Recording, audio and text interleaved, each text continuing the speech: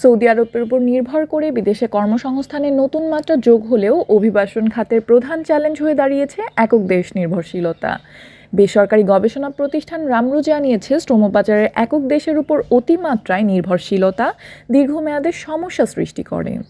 সাধারণত কোনো একটি দেশে বিপুল সংখ্যক কর্মী পাঠানো হলে কিছুদিন পর বিভিন্ন জটিলতার কারণে সেই বাজার বন্ধ হয়ে যায়। বর্তমান পরিস্থিতি অনুযায়ী এবছরে বিদেশে কর্মসংস্থানের জন্য যাওয়া কর্মীদের 60% সৌদি আরবে গিয়েছে। গত 2 মাসে এই হার বেড়ে 80% পৌঁছেছে।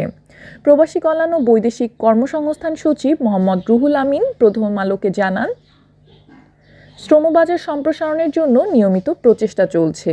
এরই মধ্যে ব্রুনেইতে শ্রমবাজার চালু করা হয়েছে এবং রাশিয়ায় কর্মী পাঠানো শুরু হয়েছে। এছাড়া মালয়েশিয়া শ্রমবাজার পুনরায় চালু করতে 2 দেশের মধ্যে শিগগিরই সভা অনুষ্ঠিত হবে।